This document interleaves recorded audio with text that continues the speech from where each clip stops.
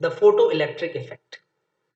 Now, at that time, when this phenomena was discovered, scientists were very puzzled because at that time we knew that electromagnetic radiations are waves. Okay, but any wave property could not explain why is photoelectric effect occurring.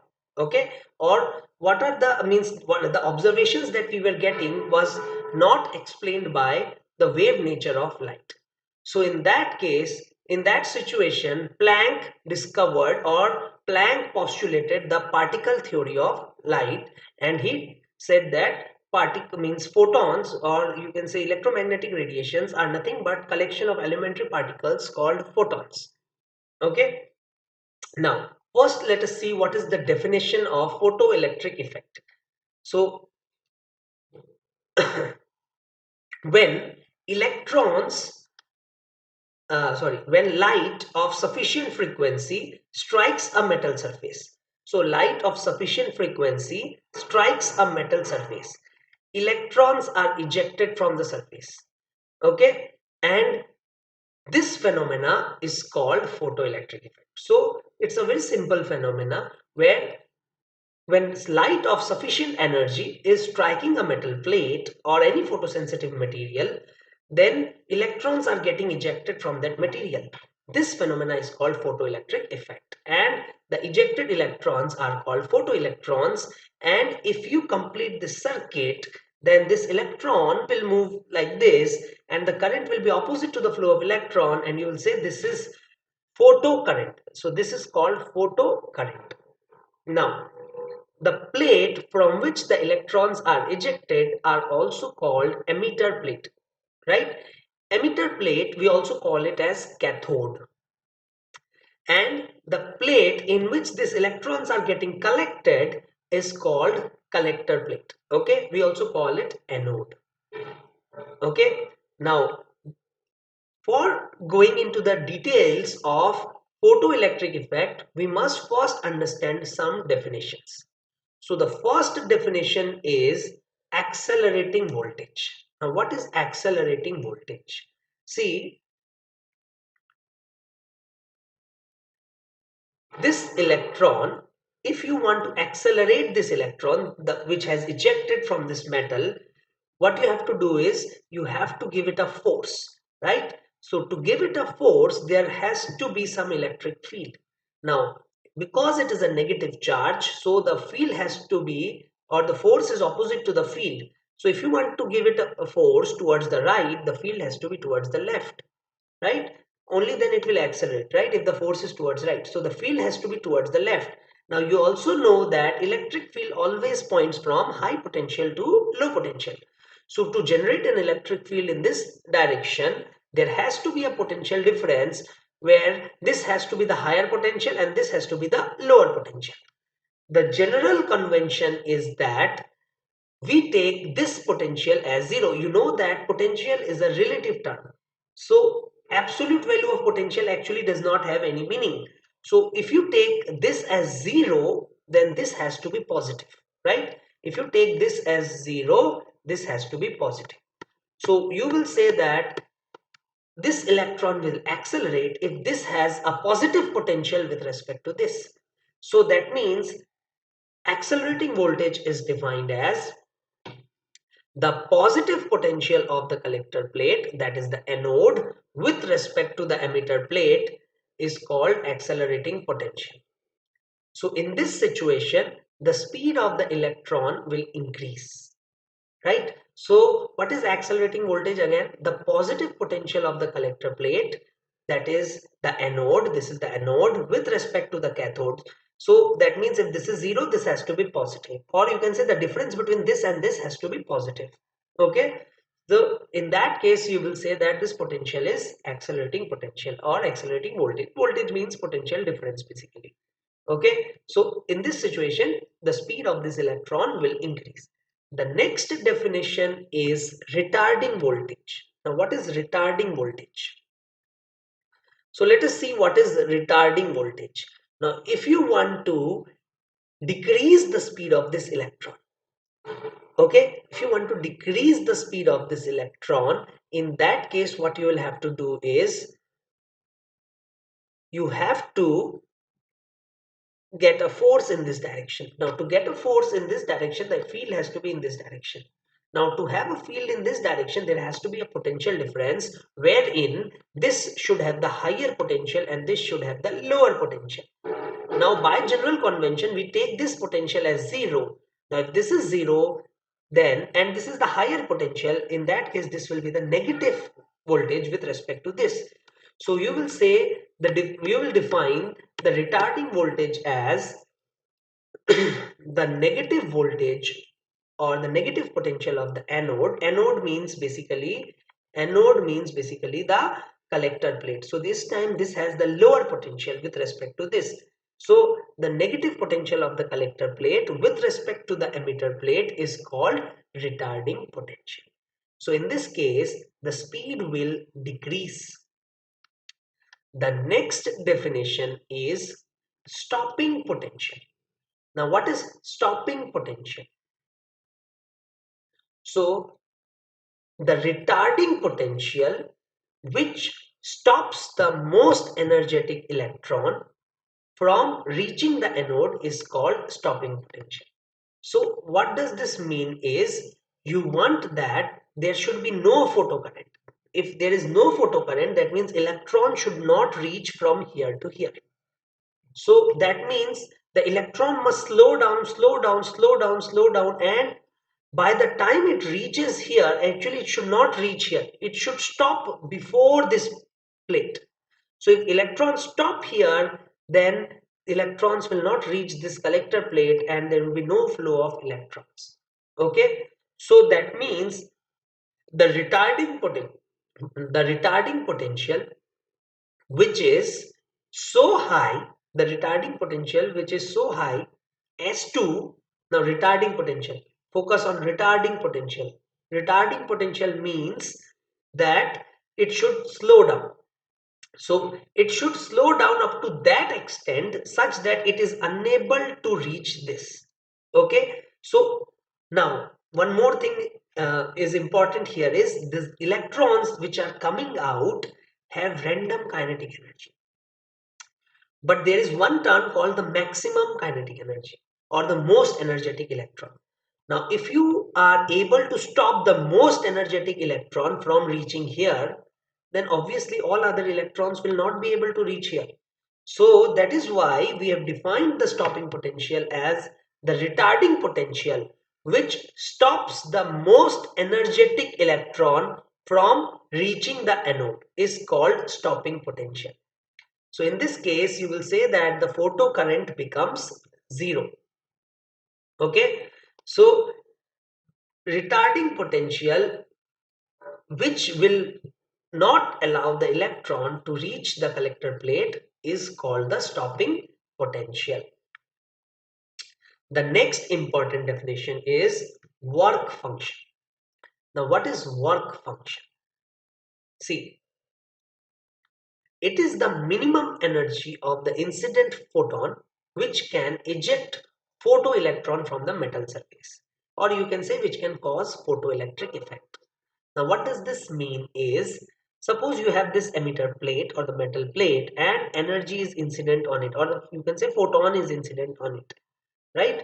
Now if a photon is incident on it, then electron will be ejected only if this energy is greater than or equal to the work function of the metal. The work function is the minimum energy that is required by this metal to show the phenomena of photoelectric effect. If this energy, that is the incident energy, is less than the work function, then there will be no photoelectric effect.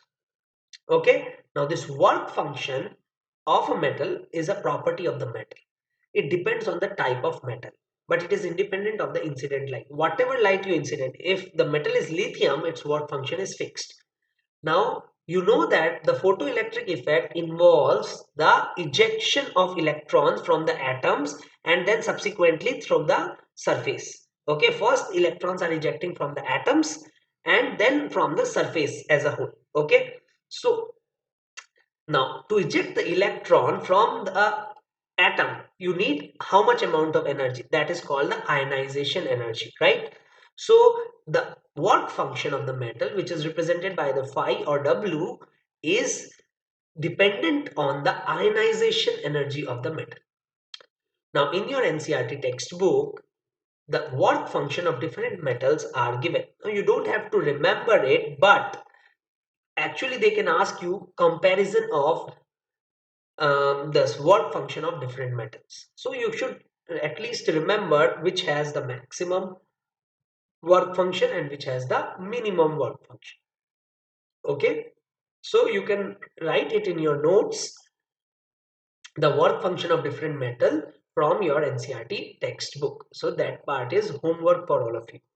Okay, now the next definition is called the threshold frequency f naught or nu naught and the threshold wavelength lambda naught.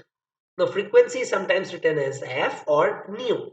Okay, now what is threshold frequency? It is the minimum frequency of the incident photon which can eject photoelectron, or you can say which can show photoelectric effect. So the work function is the minimum energy and f naught is the minimum frequency. So definitely phi has to be equal to hf naught. Okay. Similarly, now you know that E is equal to hc by lambda. That means E is inversely proportional to lambda. That means more the wavelength, less the energy, right? So that is why threshold wavelength is defined as the maximum wavelength of the incident photon, the maximum wavelength of the incident photon which can eject photoelectrons. Okay, so the maximum wavelength of the incident photon which can eject photoelectron is called the threshold wavelength. So you will say phi is equal to hc by lambda naught. So therefore, we make a conclusion that if the energy of the incident photon is less than phi, or the frequency of the incident photon is less than threshold frequency, or the wavelength of the incident photon is greater than the threshold wavelength, then you will say there is no photoelectric effect. If energy is greater than phi, or the frequency is greater than the threshold frequency, or the wavelength is less than the threshold wavelength, then you will say that the photoelectric effect may occur. I'm saying may occur because the efficiency is very less. That means if crores of photons strikes the metal plate, only a fraction or a few number of electrons will come out, right? So that is why I have written may occur, because it's not necessary that even if the energy is sufficient, electron is getting ejected. It's not necessary. All right. Now, the next important point is the kinetic energy of the ejected electrons. So, I have already told you before that the electrons that are coming out is not having a means constant or same kinetic energy. All the electrons, crores of electrons are coming out, and all these electrons have random kinetic energy, but this kinetic energy is anywhere between 0 to KEmax. The kinetic energy is random, but it is not going up to infinity. It has a limit, and that limit is called the maximum kinetic energy, represented by KEmax. Okay, now if you draw the graph between the number of electrons and kinetic energy, you will see that this kinetic energy, this much number of electrons are present. This kinetic energy, this much number of electrons are present. That means it's completely random. Every kinetic energy is there with some of the electrons, because the electrons are in crores, numbers are huge, right? So if the numbers are huge, every electron is having different velocity. So this particular kinetic energy is possessed by this much number of electrons. This kinetic energy is possessed by the maximum number of electrons. Okay, so this is the maximum kinetic energy. You cannot have a kinetic energy beyond this. This is the limit. The kinetic energy of the ejected electrons can be anywhere between 0 to this. Okay, so I have drawn it like this because hardly any electron will be there which is coming out with KEmax. So that is why I have shown here KEmax to be 0, means this KEmax, at KEmax the number of electrons becomes 0. Okay, now why is the kinetic energy of all the electrons that are ejecting are different? They are different because once they eject from the atom, once they eject from the atom, they have to come out of the surface, right? This kinetic energy is calculated from the surface, right? So when they come out of the surface, they will undergo multiple collisions, okay, with other electrons, with atoms, okay, with any other particles. So due to these collisions, what will happen is it will lose energy. So that is why before coming out, it loses huge amount of energy, and that is why it cannot come out with Kmax. Okay, the electrons from an atom will collide with other electrons and other atoms before coming out of the surface. In this process, it will lose energy. Now, one more thing that is uh, we have to think here is what is this KEmax and how we will calculate the maximum kinetic energy, and what is the significance of this maximum kinetic energy. Now, you know that energy in every system is always conserved, right? So this simple phenomena of conservation of energy was used by Einstein to find the Einstein's photoelectric equation. Now, what is this? So, if E amount of energy is given to a metal plate, out of this E amount of energy, phi amount of energy, that is the work function, is utilized to overcome it. So suppose you have 100 mangoes and you have given 80 mangoes to your friend, then 20 mangoes still remain with you, right? So in the same way here, E amount of energy is given to the plate, right? Out of this, phi is required to overcome the work function. The remaining amount of energy gets converted into the kinetic energy of the electrons. Okay, so the remaining amount of energy is the kinetic energy of the electrons. Okay, this relation is called Einstein's photoelectric effect equation. Okay, so this is the maximum possible value of kinetic energy. But yes, electrons are not coming out with Kmax. It is coming out with an energy which is much less than Kmax. Okay, we are just finding the limit up to which the kinetic energy can be possible. Okay, now what is the relation? Now, one more thing that we have to discuss here is what is the relation between this Kmax and the stopping potential. Okay, now you know that if an electron is accelerated by 1 volt, it gains 1 electron volt. Similarly, if an electron is retarded by 1 volt, it will lose 1 electron volt. Now, stopping potential is what? It is losing Kmax from Kmax to 0, right? So you know that 1 volt of retarding potential will, or you can say x volt of retarding potential will cause a decrement in energy of x electron volt, right? So x volt of retarding potential will decrease the kinetic energy by x electron volt. So here you want to decrease the kinetic energy, means from Kemax to 0. So you will write Kemax minus 0 is equal to EVS, because stopping potential is that potential which makes the kinetic energy from Kmax to 0. So EVS is equal to Kemax. So this is the relation between stopping potential and Kmax, and this is a very useful relation and a very easy one, that in the question, suppose it is given to you that the stopping potential is x volt. That means they have actually given you the kinetic energy maximum value. The kinetic energy maximum value will be x electron volt. So if the stopping potential is x volt, the maximum kinetic energy is x electron volt. It's so simple. Okay.